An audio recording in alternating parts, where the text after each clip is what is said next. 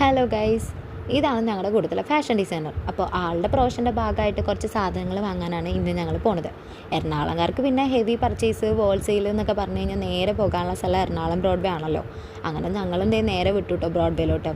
എൻ്റെ അമ്മയുടെ കടയിലോട്ട് സാധനങ്ങൾ എടുക്കാൻ ഞാൻ എപ്പോഴും വരുന്ന സ്ഥലമായതുകൊണ്ട് എനിക്കങ്ങനെ പരിചയക്കുറവൊന്നുമില്ല കേട്ടോ. ആദ്യം തന്നെ പോയത് നമ്മൾ മേത്തർ ബസാറിലുള്ള ബെസ്റ്റിലോട്ടാണ്. പിന്നെ എല്ലാവർക്കും അറിയാവുന്ന വേറൊരു ഷോപ്പാണ് സൂര്യ. അവിടുന്ന് കടയിലോട്ടുള്ള കുറച്ച് നൂലും സാധനങ്ങളൊക്കെ എടുത്തിട്ടുണ്ടായിരുന്നു കേട്ടോ. എനിക്കും എൻ്റെ ഫ്രണ്ട്സിനും ഏറ്റവും ഇഷ്ടമുള്ള പരിപാടിയാണ് അമ്മ തന്നു വിടുന്ന തുണിയുടെ കളറുള്ള നൂല് തപ്പി കണ്ടുപിടിക്കുന്ന പരിപാടി. അപ്പോൾ കിട്ടുന്ന ഒരു പ്രത്യേക തരം സാറ്റിസ്ഫാക്ഷൻ ഉണ്ട്. അങ്ങനെ അവിടെ നിന്ന് സാധനങ്ങൾ വാങ്ങി ഇറങ്ങുമ്പോഴാണ് ഞാൻ എപ്പോഴും വിട്ടുപോകുന്ന കാര്യം സോക്സ് വാങ്ങുന്ന കാര്യം ഓർത്തത്. ഡ്രൈവ് ചെയ്യുമ്പോൾ ടാൻ അടിക്കണോണ്ട് അത്യാവശ്യം വലിയൊരു സോക്സ് വാങ്ങാൻ നടക്കുമായിരുന്നു ഞാൻ.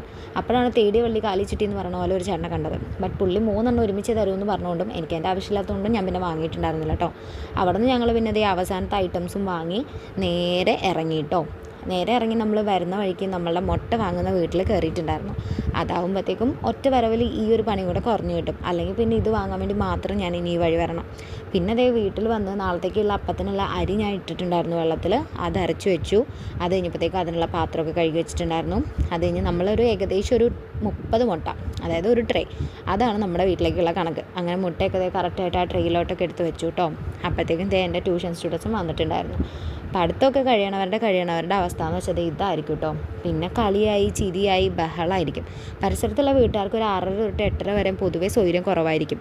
ട്യൂഷൻ തുടങ്ങുമ്പോൾ എൻ്റെ ഒച്ചപ്പാടും ട്യൂഷൻ തീരാറാകുമ്പോഴത്തേക്കും പിള്ളേരുടെ ഒച്ചപ്പാടുമാണ് നാട്ടുകാർ കേൾക്കാറ്. ആദ്യയുടെ ട്യൂഷൻ കഴിയുമ്പോൾ തന്നെ ഞാൻ ചേച്ചിനെ വിളിച്ച് പറയും കേട്ടോ. കാരണം ആദ്യയുടെ വീട് നമ്മുടെ വീട്ടിൽ നിന്ന് കുറച്ച് ദൂരെയാണ്. അത് കഴിഞ്ഞ് പിന്നെ ഞാൻ 2 ദോശയൊക്കെ ചുട്ടങ്ങ് കഴിക്കാമെന്ന് വിചാരിച്ചു. ഇപ്പോൾ കുറച്ചായിട്ട് ഇഷ്ടം ഈ ചമ്മന്തിപ്പൊടിയോടാണ് കേട്ടോ. അതിൻ്റെ റെസിപ്പി ഞാൻ ഒരു ദിവസം ഇടാം. അങ്ങനെ വെളിച്ചെണ്ണ ഒഴിച്ച് അതൊന്ന് ചാലിക്കാൻ നോക്കിയതാണ്. അത് പക്ഷേ ഒഴുകിപ്പോയി. നടുക്കൊരു കുഴി പോലെ എന്തെങ്കിലും ഉണ്ടാക്കിയിട്ട് വേണമായിരുന്നു ഒന്ന് എണ്ണ ഒഴിക്കാൻ വേണ്ടിയിട്ട്. ഈ ചമ്മന്തിപ്പൊടി എനിക്ക് ഭയങ്കര നൊക്ലാച്ചി തരുന്ന ഒരു ഐറ്റമാണ് കേട്ടോ. ഞാൻ നേരെ പോണത് എൻ്റെ 2ാം ക്ലാസ്സിലോട്ടായിരിക്കും. എൻ്റെ ഒരു ഫ്രണ്ട് ഇത് കൊണ്ടുവരായിരുന്നു. പക്ഷേ വീട്ടിലിത് ഉണ്ടാക്കാത്തതുകൊണ്ട് ഇതിൻ്റെ റെസിപ്പി ഞാൻ പലരോടും ചോദിച്ചാട്ടോ ഉണ്ടാക്കിയത്.